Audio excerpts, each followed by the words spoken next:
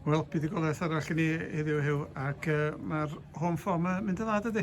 Ond di ta, mae'n mynd yn iawn, trwy da ni ennill y ddau cyntaf blwyddyn diwetha, so oedd yn bwysig da ni'n ennill y trydydd rwan, jyst sortio'r away form allan, a byd ni'n iawn, ond na, hapus heddiw, mae'r Airbus dod efo plan nhw, ac ar y gweithio nhw hanner cyntaf, a ni tîm gorau am y first 15-20 minutes, a wedyn ar nhw dod yn mwy fewn i'r gêm, ond ar ni'n newid y siap, dod â'r subs ymlaen, a popeth di newid, a dyna beth yw'r gwahaniaeth heddiw, dod y pobl i ffwrdd o fainc sy'n mynd i newid gêm. A faint o frustrating oedd o hanner amser i fynd lawr, hanner amser un dim chi? Wel, dyl ni wedi cymryd y cyfle pan ni ar dop y gêm yn y dechrau gêm. A pan ti'n cymryd y cyfle yn un gol, a ni'n gwybod nhw'n mynd i bod yn beryglus o set pieces, so maen nhw'n tîm fawr, so mae rhaid ni amddiffyn yn well na hynny. Ond, nhw dod i mwy fewn o, fel ti'n dweud, a ni newid o, a ni sosio allan, a ni ddim wneud o'n Haverford West, 2 fydd hwnne, ond heddiw, dyn ni wedi cael yn iawn. Ac beth ydych chi fel o'r hogia y newydd, Lloyd, Alec a Harold?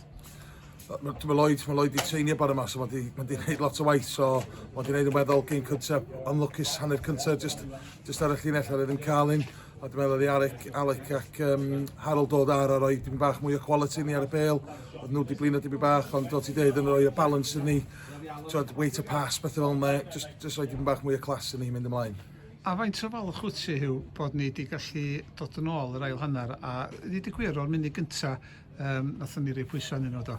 Do, ar first 20 minutes, ni oedd tîm gorau. Ti'n meddwl, ni jyst yn cymryd y cyfle yn, ond a ni ddim gael shot ar targed hanner cyntaf.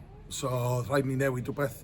Fair play Airbus yn chwarae'n ddifn, a ddim gadael ni wneud o ar y degau. Ond, na, dwi'n hapus. 3 gol eto cate, mae'n dda. Y pobl eraill yn sgorio, ddim jyst yr un person. So, dyn ni heb di wneud hwnna digon ers fi bod yma, ond fel ti dweud, efo'r support efo'r clwb sydd wedi cael y players eraill mae i fewn, mae'n gwneud y garfan yn gryf rwan.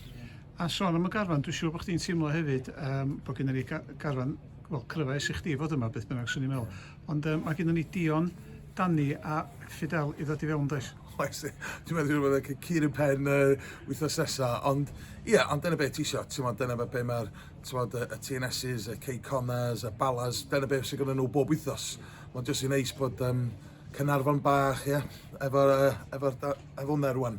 A falle beth y pobl yn rhoi digon o parch yn ni rwan, ac dyn ni wedi bod yn y gyfnod yma am few years rwan, a dyn ni wedi bod yn y 6 lle am dipyn. So, dyna beth dyn ni'n anelu at. Oedd y dorf yn swnllid eto heddiw, a mae jyst yn gwneud andros wahaniaeth. Oedd y bechgyn ti'n gweld nhw'n tyfu, so neis iawn i cael y wyn ynddo. A da ni'n gorffan yn noson ail yn y gyngrair. Dwi'n gwybod, dyddiau cynnar ydy wrth gwrs, a mae yna gymau i ddod o'r ond ti'n plis yna, dwi'n siŵr. And just a pleased, dwi'n siŵr gynraedd i stopio rwan.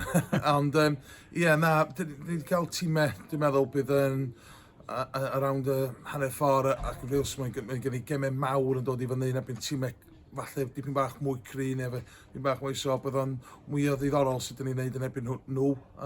Bydd nhw efo mwy o bêl weithiau, tîm eraill, a wedyn mae gen ni players rwan sydd wedi rhedeg tu ôl, sgorio golau, so bydd o'n ddiddorol. Gret, diolch i chdi a da iawn yna. Diolch yn fawr iawn. Super.